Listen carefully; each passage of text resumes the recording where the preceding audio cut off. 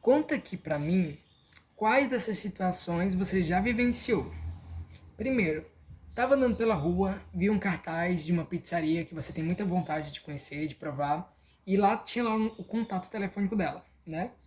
Só que você não estava com o seu celular para adicionar o contato logo, nem tirar foto do contato, nem estava com papel nem caneta para escrever.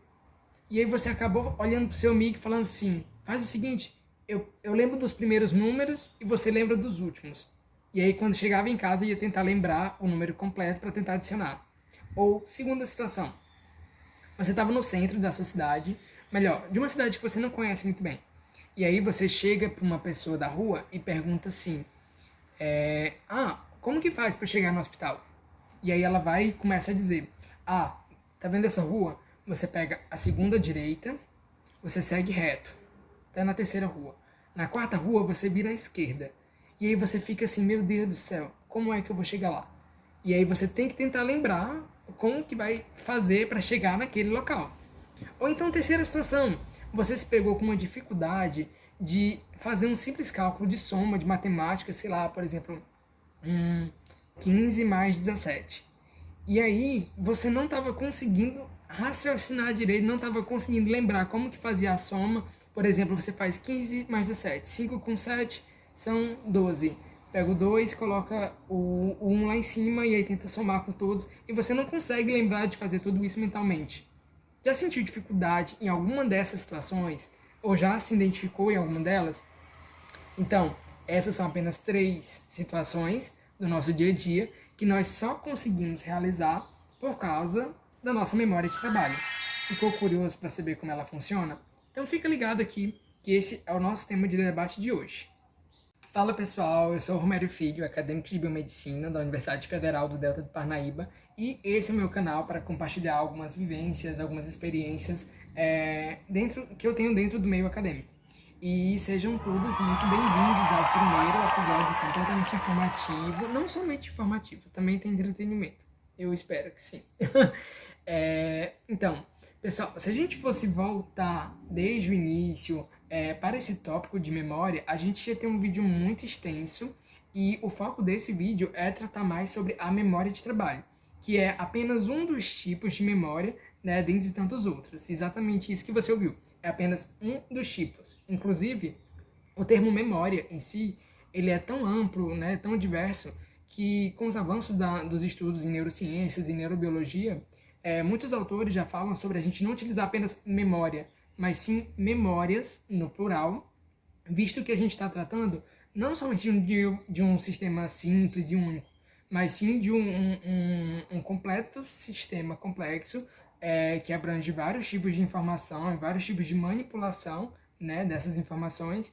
E essas memórias, elas podem ser também categorizadas de acordo com alguns padrões, né, de acordo com algumas formas que a gente vai abordar sobre ela.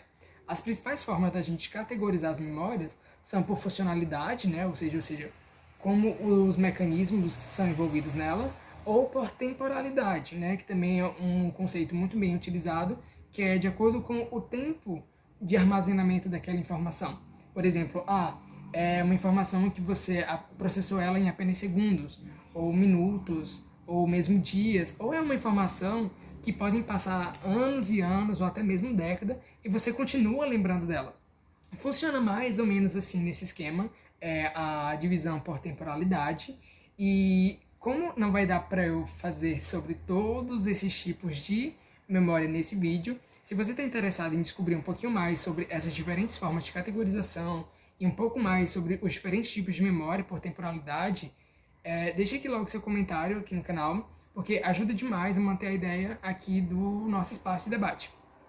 Mas hoje, o vídeo de hoje é focado na memória de trabalho, ou também chamada memória operacional, ou memória de curto prazo, justamente por ter uma pequena quantidade de tempo que ela vai estar sendo utilizada, né, manipulada e processada. Pois então, Romério, o que é a memória de trabalho? O que é isso? Então, a memória de trabalho ela vai funcionar como um sistema de manipulação e armazenamento temporário das informações, né? Ou seja, por um período de tempo específico, e que vai te ajudar a solucionar problemas e realizar tarefas, Como, por exemplo, nas 3 situações que eu apresentei lá no início, lembram? Você guardar um número telefônico, você seguir instruções ou direções para fazer alguma coisa, ou para chegar em um determinado local, ou então para a solução de cálculos matemáticos de forma mentalmente. A memória de trabalho está envolvida em todos esses processos. Além também de ser importante para a compreensão de leitura, de um novo idioma. Por exemplo, o caso da leitura, eu acho interessante 2 coisas. Por exemplo, pense que você está lendo um livro.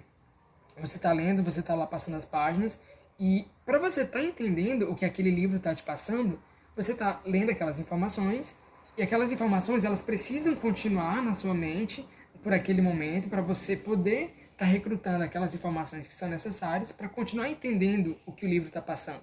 Por exemplo, se você está lendo uma história de romance, por exemplo, e alguma coisa acontece com o casal principal, e você vai estar lembrando daquilo, você está lembrando daquilo involuntariamente. Você vai estar lendo o livro e você vai estar entendendo aquela informação que ele vai estar passando. E aquelas informações elas vão estar contidas, né, dentro da maquinária específica para a memória de trabalho, que é o hipocampo, a gente vai falar também. E o que acontece?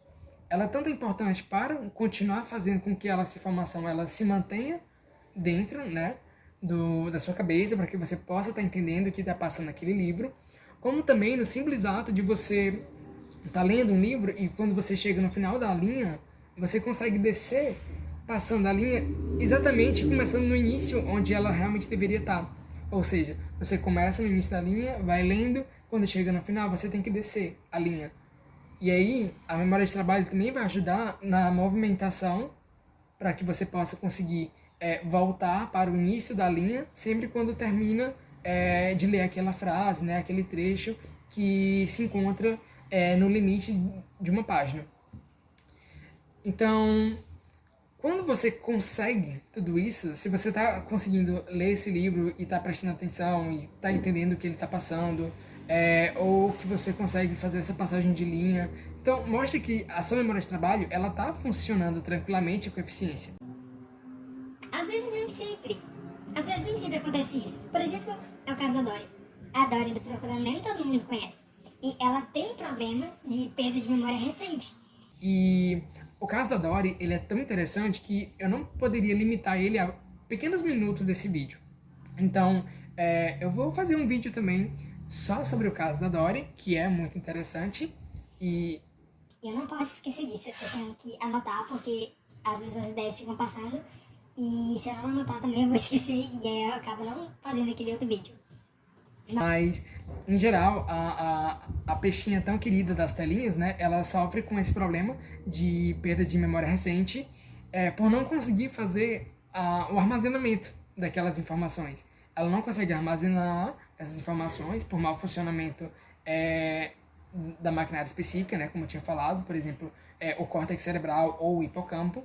E eu acho interessante também falar deles porque o córtex cerebral, a gente pode até pensar nele como um HD onde a gente coloca todas aquelas informações necessárias, importantes e que a gente não quer perder. Ele está muito relacionado à memória de longo prazo, né? Memórias passadas de coisas que aconteceram, ou então memórias como andar de bicicleta e outras. Então, essas partes de memória de longo prazo ficam muito relacionadas ao córtex cerebral. E o hipocampo é o responsável aí pela essa manipulação, né, por essa operacionalidade das informações mais recentes, né, ou seja, informações de memória de curto prazo, que é no que? A memória de trabalho. Então, a gente acaba considerando o córtex, como eu falei, o HD, e o hipocampo ele seria o quê? Seria a memória RAM, ou seja, aquela memória de fato operacional para a gente poder estar trabalhando com aquelas informações, né? E para que esse sistema todo funcione, né, adequadamente, a gente conta com 4 componentes principais, né? Esses componentes eles foram propostos por Baddeley, que é um pesquisador, assim, um grande nome na neurociências, principalmente nessa parte de memórias, né, e memória de trabalho.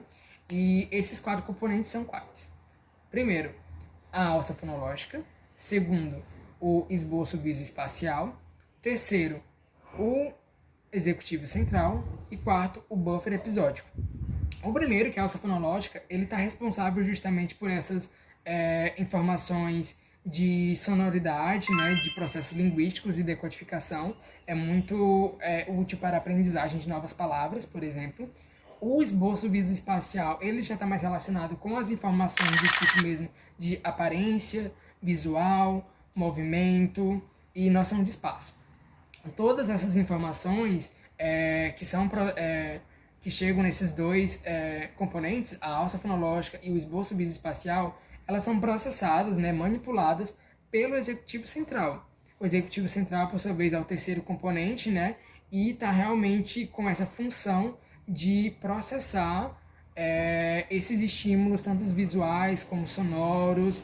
E, por último, o buffer episódico. O buffer episódico, por sua vez, ele é responsável por integrar essas novas informações, combiná-las, e assim a gente consegue manter elas e consegue recrutar em algum momento quando for preciso. E dessa forma vocês já conseguem perceber o quanto a memória de trabalho é um sistema complexo, ele é bem dividido e tem responsabilidade imensa para nossos processos diários, ele é essencial para várias tarefas rotineiras, várias atividades que a gente faz no nosso dia a dia e também muito essencial também para o nosso processo de ensino-aprendizagem. No geral, toda informação que chega na nossa mente, cabe à memória de trabalho saber se ela vai ser ainda necessária ou não, se ela precisa ser recuperada ou não, e dependendo de como essa informação vai ser processada, ela ou vai ser esquecida, vamos deixar de lado, ou ela vai ser recuperada, vai ser repetida, vai ser sempre assim estimulada a estar presente na nossa mente e acabar indo para a memória de longo prazo, que vai estar no assunto do vídeo sobre tipos de memória, tá bom?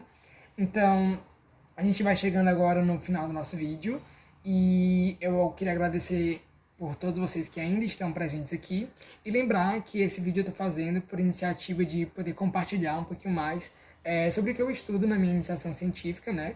Então, eu agradeço a todos vocês que assistiram até o final. Deixa o seu like aqui, que ajuda demais. E obrigado e até uma próxima. Beijo e um abraço.